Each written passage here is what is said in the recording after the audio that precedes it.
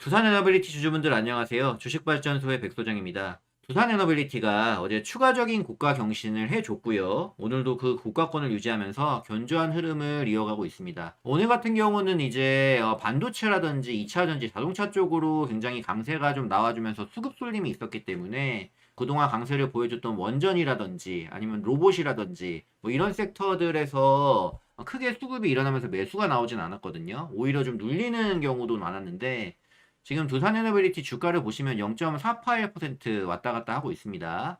그만큼 이제 수급이 한쪽으로 쏠림에도 불구하고 매도로 크게 빠지지 않는 모습을 보여주고 있다는 거죠. 이게 뭘 의미하느냐? 두산에너빌리티의 지금 주가 상승으로 작용한 이런 호재들이 굉장히 힘을 발휘하고 있다로 해석을 할 수 있습니다. 그렇기 때문에 오늘 같은 경우 반도체, 특히 반도체가 강하게 가면은 다른 섹터가 좀 죽고 잘 못 가죠.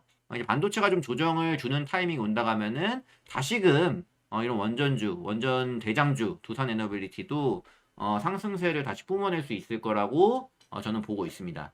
오늘도 원전주에 대한 좋은 소식이 새벽부터 좀 나와줬는데요. 미국의 모든 기지, 미국 모든 기지에 원자로를 건설하겠다라는 내용입니다.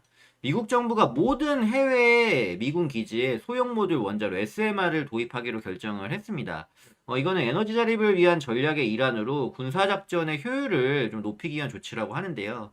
SMR 관련 기업의 주가가 보시다시피 뉴클리어 파워 같은 종목은 뭐 17%, 지금 현재로서는 시간에서 18%까지 좀 가고 있는 움직임인데 굉장히 강하게 좀 급등을 했어요. 미국 원전 대표 종목 중에 하나가 이렇게 뛰었다라는 부분이 또 원전 전반적인 섹터의 움직임을 좋게 만들어 주거든요. 그래서 이 흐름, 특히나 미국발로 시작된 이 원전의 흐름이 지속적으로 이어지고 있다라는 부분이 마찬가지로 우리나라 원전주에도 긍정적으로 계속 작용할 여지가 높다. 이렇게 보시면 될 것 같습니다. 자, 두산에너빌티 주가가 지금 3개월, 4개월 정도 고점에서 횡보세를 좀 겪다가 이제 올라오고 있는 부분이잖아요. 고점을 잘 뚫지 못하는 구간들을 뚫어줌으로써 강하게 갔는데, 사실 이 구간에서 올라온 부분은 이제 원전, 물론 미국 원전주들의 굉장히 강세가 이어지고 있다. 이런 분위기를 탄 것도 있지만, 더 중요한 건 사실 이 소식 때문이었어요. 두산에너빌리티가 가스터빈을 첫 수출을 한다. 미국 빅테크에 두 기를 공급한다라는 부분인데, 두산에너빌티가 국산 가스터빈을 미국에 처음 수출을 하는 거거든요. 그죠? 미국 빅테크 기업과 380메가와트급 가스터빈 두 기를 공급 계약을 했다라는 소식이고, 내년 말까지 공급을 하겠다는 건데, 이거는 굉장히 의미가 있는 게, 우리나라 같은 경우는 가스터빈을 수입만 했지 수출은 못했단 말이에요. 한국형 가스터빈의 해외 첫 수출 사례다라는 거. 그래서 한국이 가스터빈 수입국에서 수출국으로 전환되는 좀 의미 있는 사건이다라고 보시면 되겠고, 이게 두산에너빌리티의 주가에 굉장히 좀 중요하게 작용을 하면서 그동안 뚫기 힘들었던 고가권을 뚫어주는 움직임이 좀 나와줬다라고 보시면 될 것 같아요. 이제 AI 데이터 센터양 안정적인 전력 공급 수단으로 가스터빈 수요가 최근에 굉장히 확대가 되고 있다는 것도 좀 주목을 해보면 좋거든요. 2019년에 대형 가스터빈 국산화를 성공한 이후에 김포 열병합발전소에서 실증을 15,000시간을 했습니다. 두산에너빌리티가. 그래서 현재까지 총 8기 계약을 달성하고 있는데요. 미국 휴스턴에 있는 자회사 DTS가 유지, 보수 서비스 담당을 할 거라고 지금 예정이 돼 있다고 이렇게 얘기를 합니다. 투심이 좀 악화된 상황에서도 차트가 횡보하면서 좀 수주를 기다리는 듯한 느낌이 사실은 강했는데 결국 수주가 터져주면서 주가 고점을 뚫어주면서 신고가 랠리까지 지금 이어지고 있는 상황인데요. 이게 더 좋은 건 뭐냐면은 미국 수출을 하면은 이익률이 더 좋아요. 이익률이 더 좋은 미국으로의 수출이기 때문에 시장이 더 환호하고 있는 게 아닌가 그렇게 생각을 합니다. 무엇보다 중요한 거는 지금 이 가스터빈이 굉장히 쇼티지에 걸렸다라는 부분이에요. 고효율에 유연성이 높은 가스터빈 수요가 지금 전력난이 계속적으로 되고 있으면서 폭발적으로 증가를 하고 있습니다.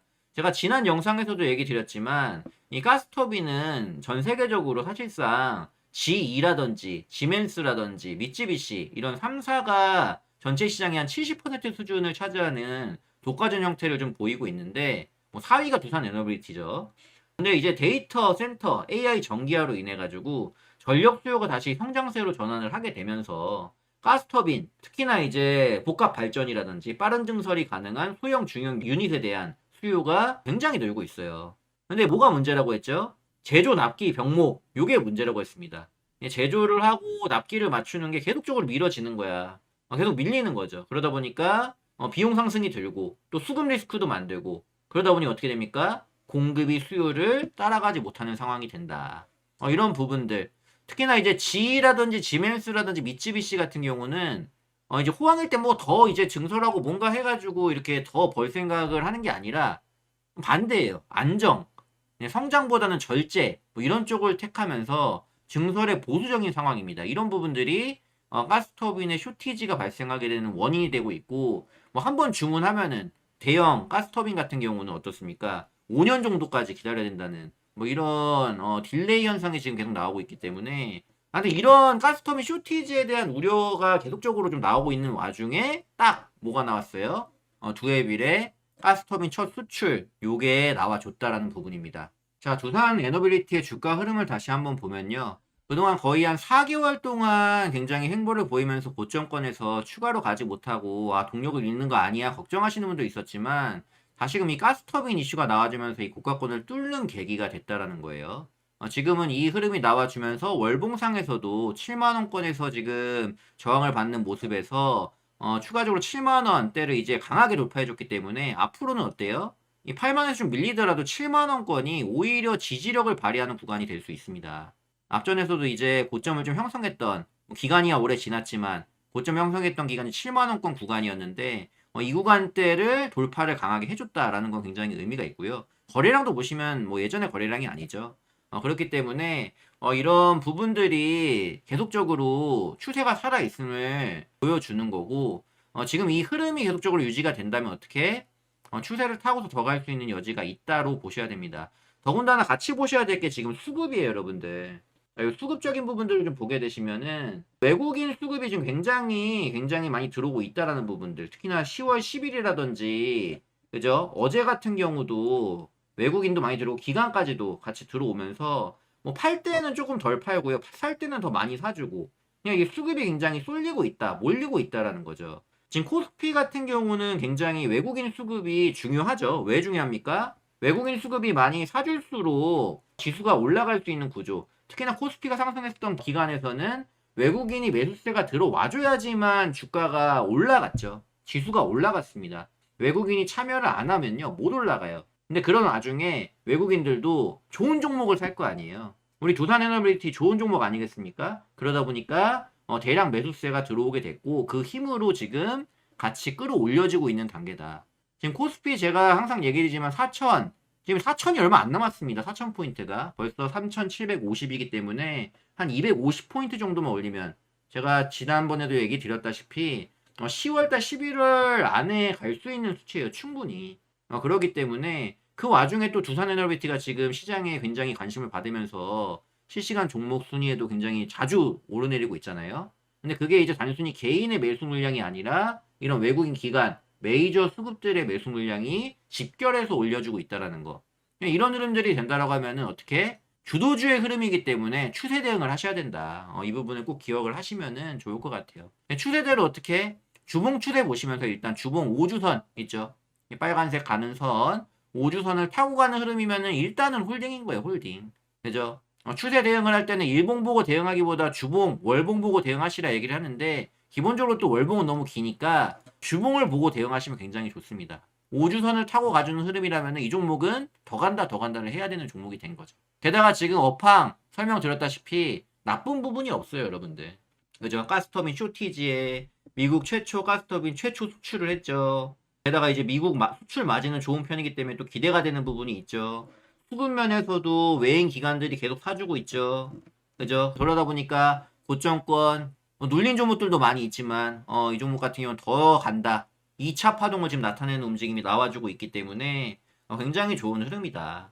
아무튼 최근에 이 상승은 원전 관련 상승이라기보다는 가스터빈 쇼티지 그리고 빅테크 가스터빈 수주 요것 때문에 이루어졌지만 그렇다고 이제 원전 쪽이 끝나느냐? 그렇지 않죠. 원전도 모멘텀이 살아있는 상태이기 때문에 체코의 원전 수주라든지 또 미국향 SMR 소형 원전 수주 이런 것도 기다리고 있는 상태라는 거 잊지 말아야겠습니다. 아무튼 긴 횡보를 뚫고 좀 올라온 만큼 상승 모멘텀이 확실하게 세졌다. 이렇게 좀 말씀드릴 수 있을 것 같아요.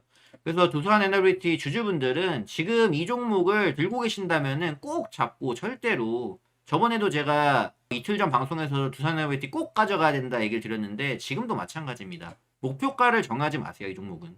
목표가 뭐 증권사 목표가가 9만 원, 10만 원 뭐 얘기를 하고 있는데요. 지금 목표가를 정해서 갈 종목이 아니고 이 종목은 어떻게 추세가 허락하는 한 계속 가져가야 되는 종목이다. 그죠? 그 끝이 어디인지 모르겠지만 추세가 허락하는 한 그리고 이 종목 원전 섹터의 수급이라든지 전반적인 글로벌 이런 분위기라든지 그죠? 이런 부분이 계속적으로 살아있는 한 유효하다. 제 개인적인 생각으로는 트럼프가 어떻게 갑자기 말을 바꾸지 않는 한은 웬만하면은 계속적으로 갈 수 있는 게 이 원전 섹터라고 봅니다. 트럼프 집권한 지 얼마 안 됐잖아요. 그죠? 이제 아직 1년도 안 지났는데 앞으로 임기가 많이 남았습니다. 그 기간 동안에 좀 긴 호흡으로 이 원전주를 바라보시면서 가보시면 굉장히 좋은 성과 여러분들 수익으로 좀 답해주지 않을까 생각을 합니다. 자, 두산에너빌리티 소식은 제가 앞으로도 꾸준히 또 전해드릴 겁니다. 영상 끝까지 시청해주셔서 모두 감사드리고요. 다음번에 더 유용한 정보로 찾아오도록 하겠습니다. 오늘도 듣느라 모두 수고 많으셨습니다.